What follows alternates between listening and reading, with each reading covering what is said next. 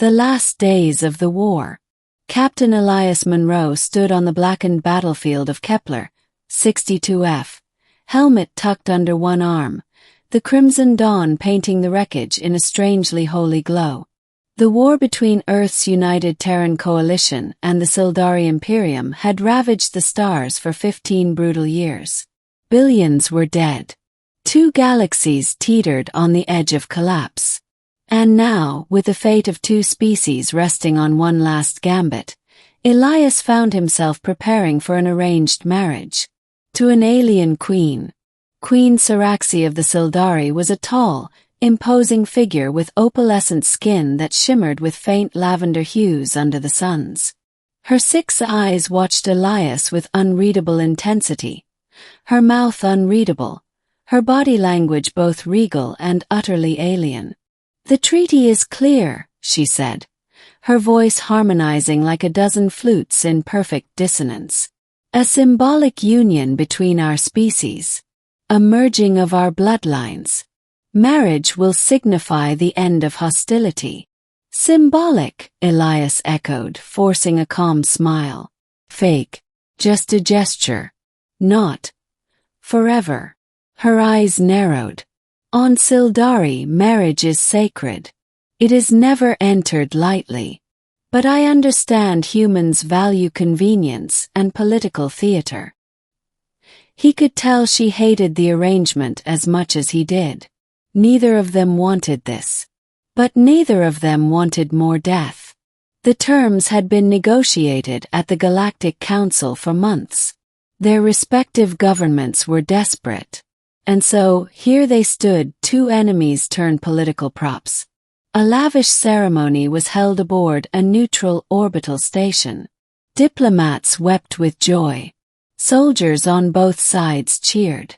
And Elias, in stiff ceremonial armor, kissed the queen of the enemy to the roaring approval of trillions watching across the stars. The war ended. Peace began. But peace would come with a cost. A marriage of distance and diplomacy. First, Elias thought he could manage. The marriage was official but ceremonial. The queen returned to her crystalline palace on Sildaria Prime, and Elias resumed his military advisory post in the Terran capital on Luna. They exchanged stiff communications, mostly press-approved messages, holograms and shared appearances at diplomatic events. The first few months were awkward but peaceful. Humanity thrived under the new treaty. Trade flourished. Cultural exchanges boomed. Children on Earth began learning Sildari math and music. Sildari cities erected human monuments. For a time, Elias even felt pride that his fake marriage had done something good. But then came the private messages. Not official communications. Not diplomatic theater. Personal ones. "I want to understand your people better," Saraxi said one evening, appearing on his comm screen. Her voice was quieter, softer. "You were a soldier. You saw our cruelty. You must think we are monsters." "I've seen what war makes people do," he replied. "I've seen humans do worse." They spoke like that night after night. Politics at first. Then philosophy. Then memories. She told him about her youth in the lava gardens of Rixaxu. About her brother who died in the first Terran raid. He told her about growing up in the flooded cities of post-climate crisis Earth. About his sister who never came back from a Sildari ambush. Enemies.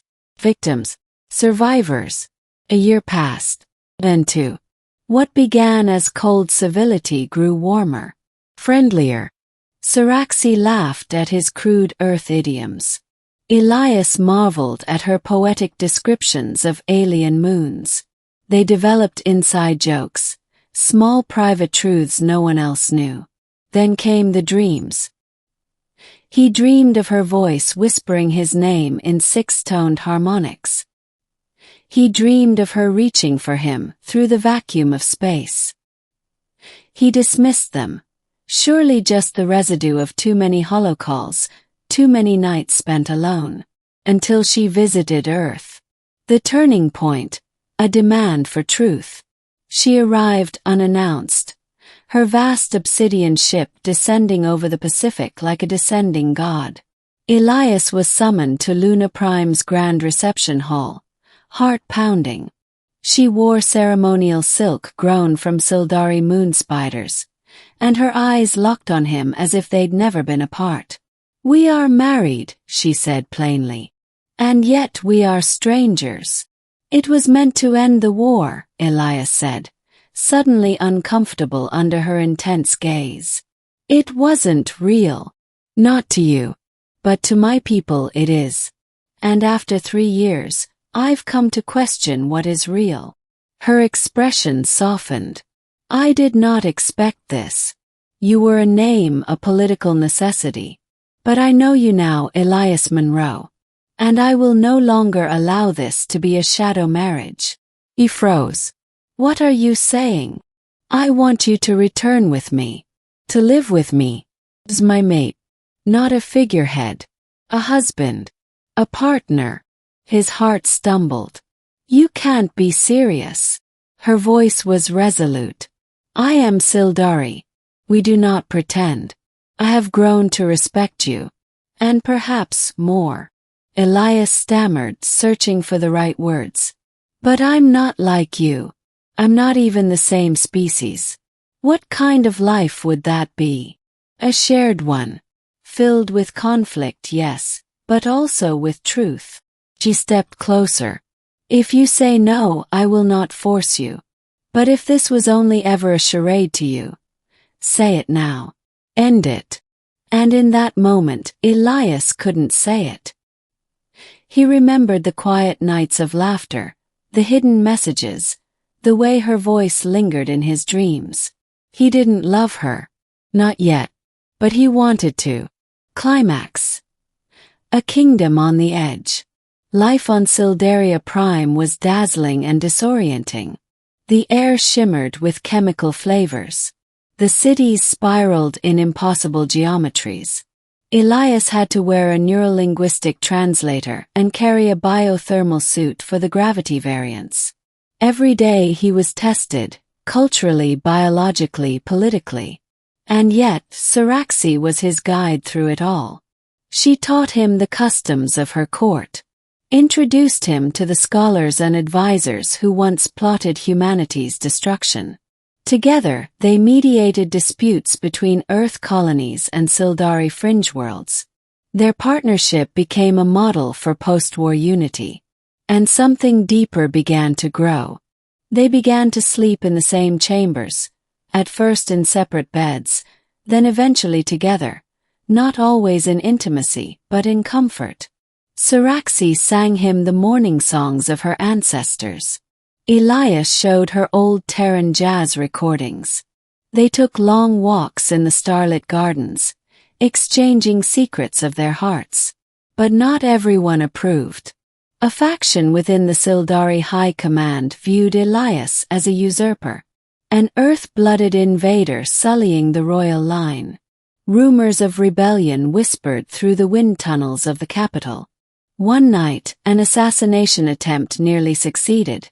A molecular blade laced with human neurotoxins. Elias survived, barely. Saraxi killed the traitor herself, her 6 eyes glowing with rage. Afterward, as she knelt beside his recovery pod, she whispered, "You are mine, Elias. And I will never lose you." He squeezed her hand weakly. "I'm starting to think I don't want to be anywhere else." Ending. A lifelong commitment. 2 more years passed. Elias adapted. His body was subtly altered by Sildari biosurgeons to better survive their atmosphere. He took a Sildari name, Elmonraxis.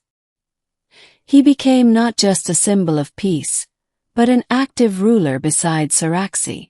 Together they ruled fairly, integrating human and Sildari customs into a new hybrid governance. Their bond deepened. They quarreled. They laughed. They learned. Eventually love bloomed. Low. Earned. Real.